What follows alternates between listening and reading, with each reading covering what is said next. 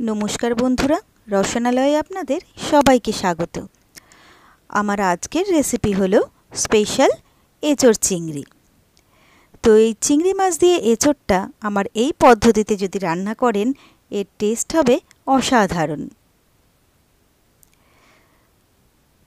तो ये एचोर चिंगड़ी बानानोर जोन्नो प्रथमेई आमी निये नियेछि 500-550 ग्राम मतो एचोर, जेटा आमी हलुद दिए हाफ सेদ্ধ करे रेखेछि। और निये नियेछि 250 ग्राम चिंगड़ी माछ, जेटा आमी भालो करे धुए नुन और हलुद माखिए रेखेछि। निये नियेछि दुटो माझारी साइजेर पेंयाज कुचि, निये नियेछि दुटो माझारी साइजेर टमेटो कुचि और निये नियेछि एकटा आलू, जेटा आमी किউব शेपे केटे रेखेछि। और निये नियेछि आमी आदा और काँचा लंका बाटा।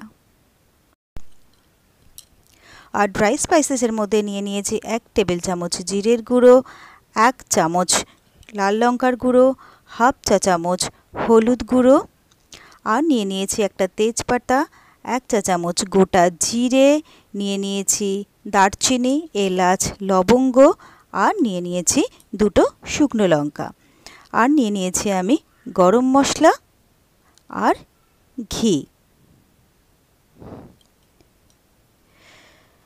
और नुन और मिष्टि एटा तो लागबेई। एबारे आमी एकटा फ्राइंग पैन बसिए दिलाम, ताते दिए दिচ্ছি সরষের तेल। এটা আমি পুরোটাই সরষের তেলে করব।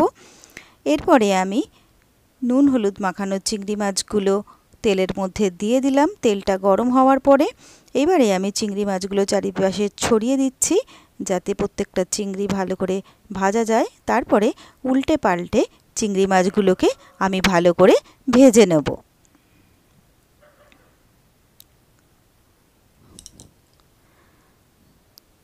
তো চিংড়ি মাছগুলো আমার কিন্তু ভালোভাবে ভাজা হয়ে গেছে।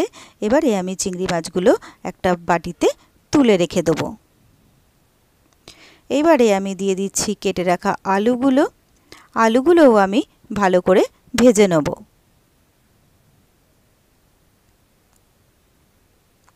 তো আলুগুলো কিন্তু আমার বেশ লাল লাল করে ভাজা হয়ে গেছে। এবারে আমি আলুগুলো আরেকটা বাটিতে তুলে রেখে দেব। এবারে আমি ফ্রাইং প্যানে আরও একটু তেল দিয়ে দিলাম। এবারে দিয়ে দিচ্ছি তেজপাতা, দিয়ে দিচ্ছি গোটা গরম মশলা, দিয়ে দিলাম জিরে আর দিয়ে দিলাম দুটো শুকনো লঙ্কা। এবারে সবটা একটু ভেজে নেব যতক্ষণ না এর মধ্যে থেকে একটা সুন্দর গন্ধ বেরোচ্ছে। তো এটা আমার ভাজা হয়ে গেছে। এবারে আমি দিয়ে দিলাম এতে কুচিয়ে রাখা পেঁয়াজগুলো। তো পেঁয়াজগুলোও আমি 1.5 থেকে 2 মিনিটের জন্য ভালোভাবে ভেজে নেব।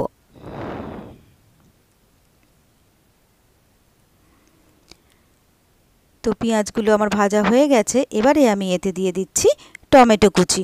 টমেটোটাও আমি যতক্ষণ না নরম হচ্ছে ততক্ষণ আমি ভেজে নেব। তো টমেটোটাও কিন্তু আমার বেশ নরম হয়ে গেছে।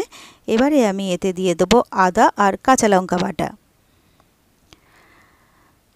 তো আদা আর কাঁচা লঙ্কা বাটাটা দিয়েও আমি 1 মিনিটের জন্য এটা ভেজে নেব।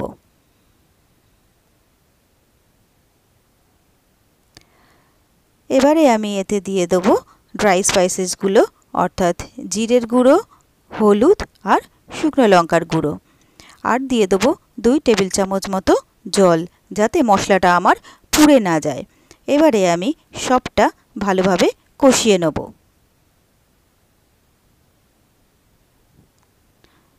তো মশলাটা বেশ কিছুটা কষিয়ে নেওয়ার পরে এবারে আমি দিয়ে দিচ্ছি স্বাদ মতো নুন আর দিয়ে দিচ্ছি 1 চা চামচ চিনি। এবারে মশলাটা আরও একবার আমি ভালোভাবে কষিয়ে নেব।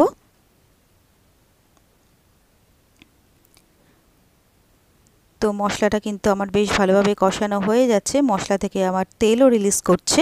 এরপরে আমি এতে দিয়ে দেবো সেদ্ধ করে রাখা এঁচোড়, দিয়ে দিচ্ছি আলু আর দিয়ে দিচ্ছি ভেজে রাখা চিংড়ি মাছ।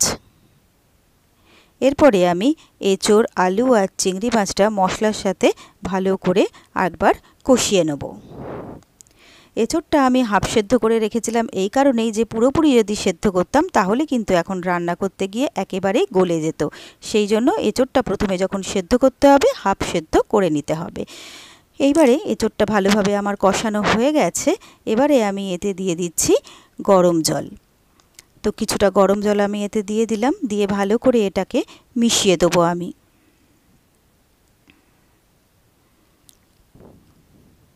তো ভালোভাবে সবটা মিশিয়ে দিলাম। এরপরে আমি এতে দিয়ে দেবো হাফ চা চামচ গরম মশলা গুঁড়ো। এরপরে আমি গরম মশলাটা ভালো করে মিশিয়ে দেবো।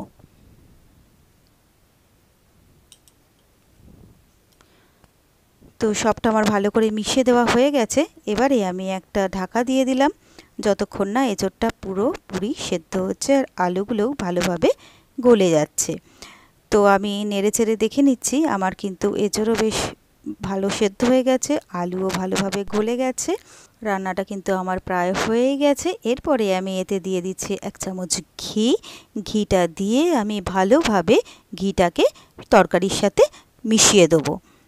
ঘিটাকে ভালোভাবে মিশিয়ে দেওয়ার পরে আমি গ্যাস অফ করে দেবো আর 4 থেকে 5 মিনিটের জন্য আরও একবার ঢাকনা লাগিয়ে আমি স্ট্যান্ডিং টাইম দেবো। তো আমি ঢাকনা দিয়ে দিলাম। 5 মিনিট পরে আমি সার্ভিং বলে সার্ভ করে দিচ্ছি। আর এই পদ্ধতিতে এঁচোড় চিংড়ি করে আপনাদের কেমন লাগলো অবশ্যই কিন্তু আমাকে কমেন্ট করে জানাবেন। তো ব্যাস তৈরি হয়ে গেল আমার খুব সহজে স্পেশাল এঁচোড় চিংড়ি। আপনারাও একবার ট্রাই করে দেখবেন বন্ধুরা, আশা করি আপনাদেরও খুব ভালো লাগবে।